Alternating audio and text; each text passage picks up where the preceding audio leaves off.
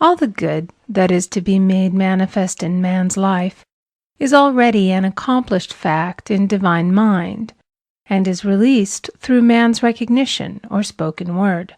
So he must be careful to decree that only the divine idea be made manifest, for often he decrees through his idle words failure or misfortune.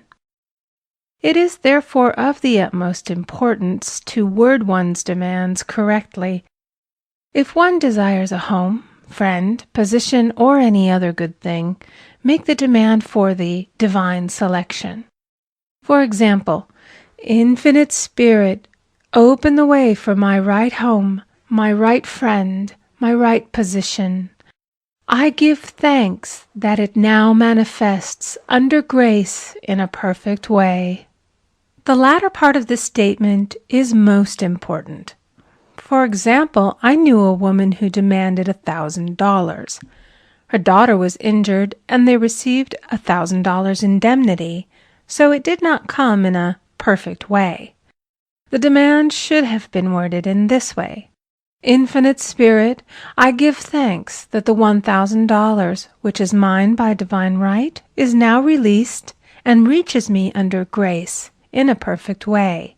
As one grows in a financial consciousness, he should demand that the enormous sums of money which are his by divine right reach him under grace in perfect ways. It is impossible for man to release more than he thinks is possible, for one is bound by the limited expectancies of the subconscious. He must enlarge his expectancies in order to receive in a larger way.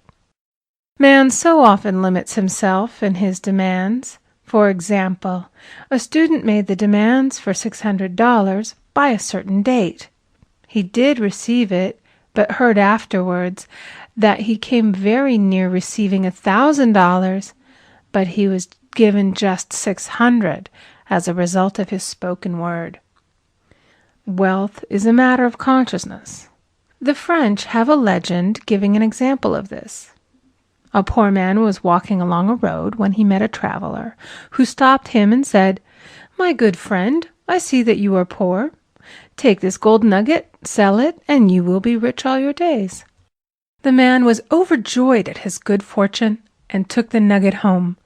He immediately found work and became so prosperous that he did not sell the nugget. Years passed, and he became a very rich man. One day he met a poor man on the road. He stopped him and said, "My good friend, I will give you this gold nugget, which, if you sell, will make you rich for life." The mendicant took the nugget, had it valued, and found it was only brass. So we see, the first man became rich through feeling rich, thinking the nugget was gold. Every man has within him a gold nugget. It is his consciousness of gold, of opulence, which brings riches into his life. In making his demands, man begins at his journey's end. That is, he declares he has already received. Continually affirming establishes the belief in the subconscious. It would not be necessary to make an affirmation more than once if one had perfect faith. One should not plead or supplicate, but give thanks repeatedly that he has received. The desert shall rejoice and blossom as the rose. This rejoicing, which is yet in the desert state of consciousness, opens the way for release. The Lord's Prayer is in the form of command and demand. Give us this day our daily bread, and forgive us our debts as we forgive our debtors. And ends in praise. For thine is the kingdom and the power and the glory forever. Amen. So prayer is command and demand, praise and thanksgiving. The student's work is in making himself believe that with God all things are possible. This is easy enough to state in the abstract, but a little more difficult when confronted with a problem. For example, it was necessary for a woman to demonstrate a large sum of money within a stated time. She knew she must do something to get a realization, for realization is manifestation, and she demanded a lead. She was walking through a department store when she saw a very beautiful pink enamel paper cutter. She felt the pull towards it. The thought came, I haven't a paper cutter good enough to open letters containing large checks.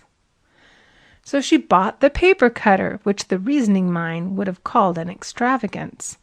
When she held it in her hand, she had a flash of a picture of herself opening an envelope containing a large check, and within a few weeks she received the money. The pink paper cutter was her bridge of active faith. Many stories are told of the power of the subconscious when directed in faith.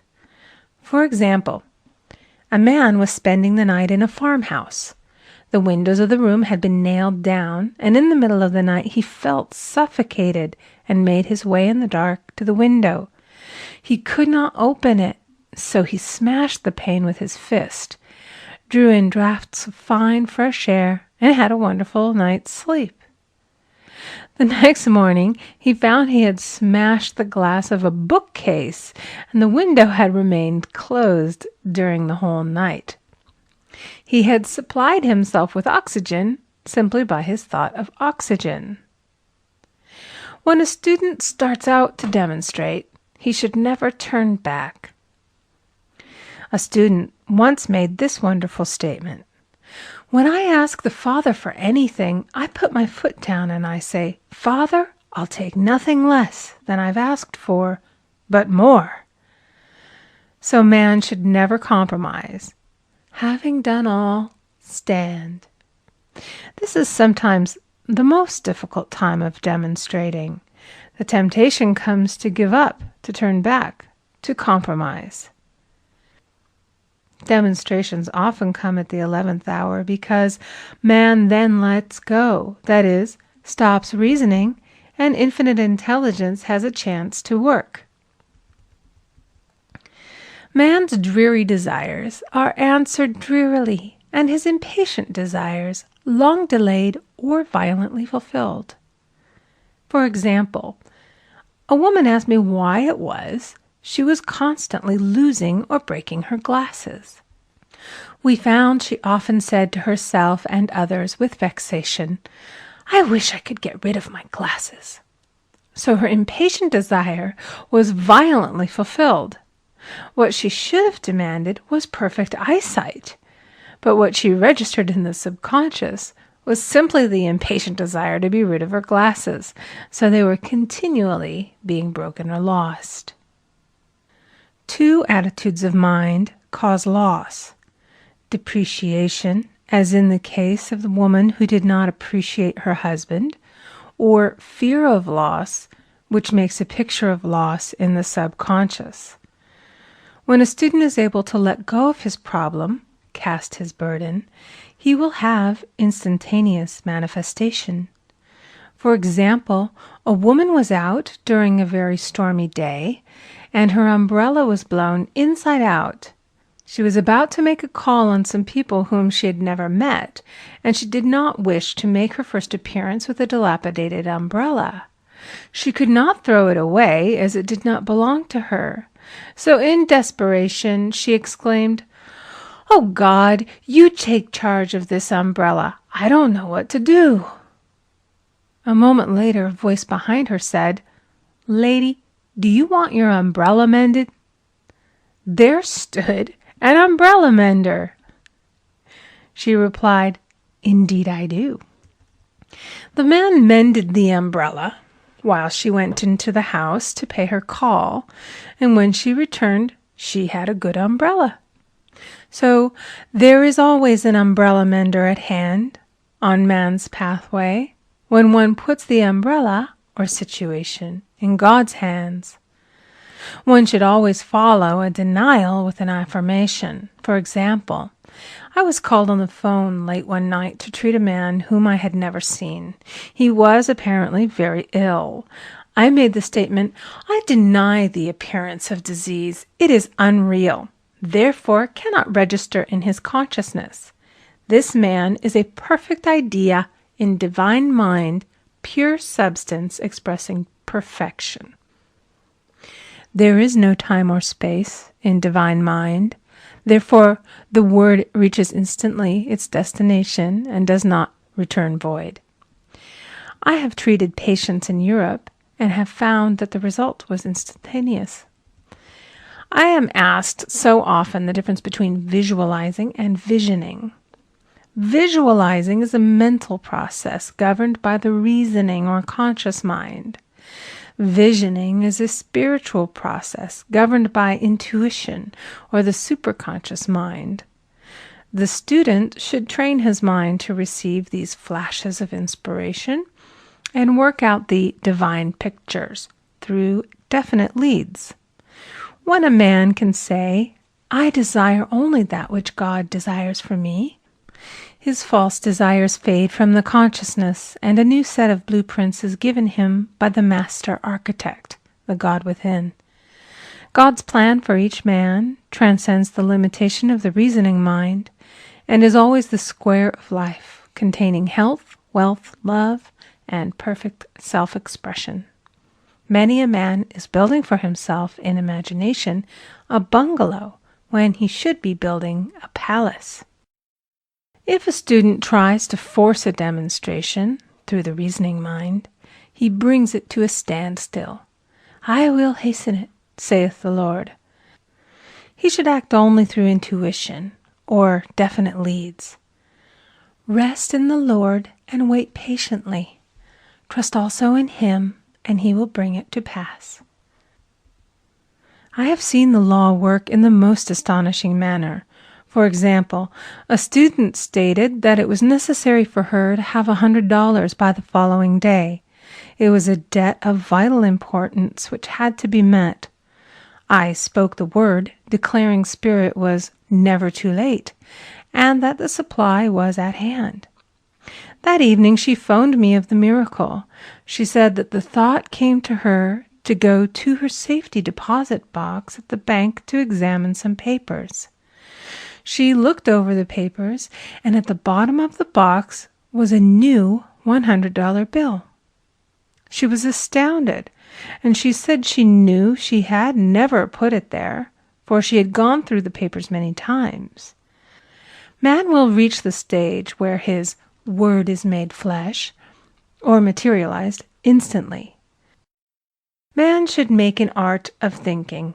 The master thinker is an artist, and is careful to paint only the divine designs upon the canvas of his mind, and he paints these pictures with masterly strokes of power and decision, having perfect faith that there is no power to mar their perfection, and that they shall manifest in his life the ideal made real.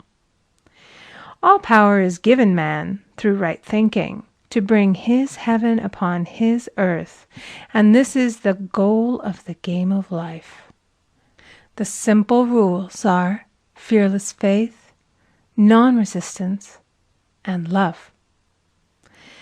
May each reader be now freed from that thing which has held him in bondage through the ages, standing between him and his own, and know the truth which makes him free. Free to fulfill his destiny, to bring into manifestation the divine design of his life, health, wealth, love, and perfect self-expression. Be ye transformed by the renewing of your mind.